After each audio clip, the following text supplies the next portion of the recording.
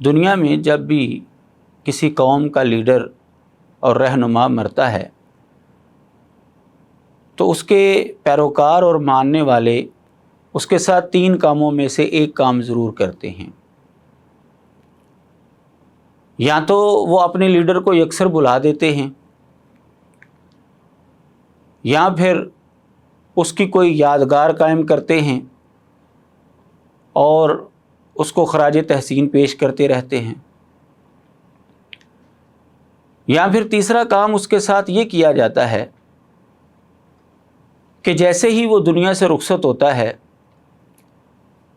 اس کا مزار اور قبہ قائم کر کے اس کے بارے میں یہ نظریہ بنا لیا جاتا ہے کہ اب زندہ انسان اس کے محتاج ہو چکے ہیں، اس کے سننے کی طاقت، کام کرنے کی طاقت زندہ انسانوں سے بڑھ چکی ہے،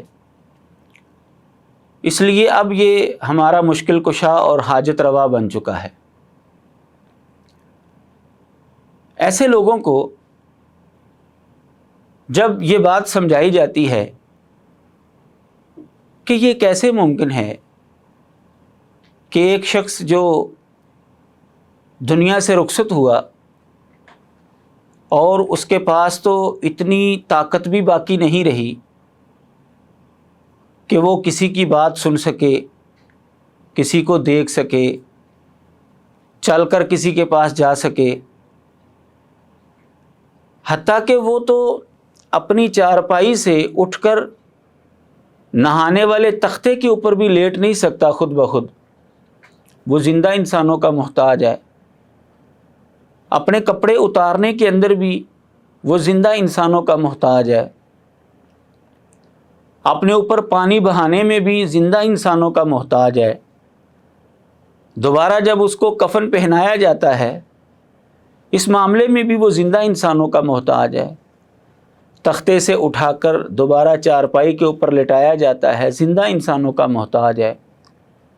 حتیٰ کہ غسل کے دوران اپنی کروٹ بھی وہ بدل نہیں سکتا، زندہ انسان ہی اس کی کروٹ بدل کر اس کو نہلاتے ہیں، پھر اس کی چارپائی کو اٹھا کر قبرستان تک لے جایا جاتا ہے، زندہ انسانوں کا محتاج ہے۔ قبر کے اندر اس کو اتارا جاتا ہے، زندہ انسانوں کا محتاج ہے۔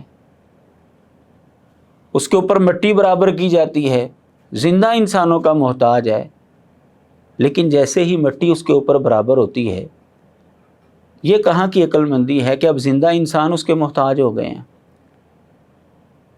جو اپنا کوئی بھی کام خود نہیں کر سکتا وہ دوسروں کا کام کیسے کر سکتا ہے؟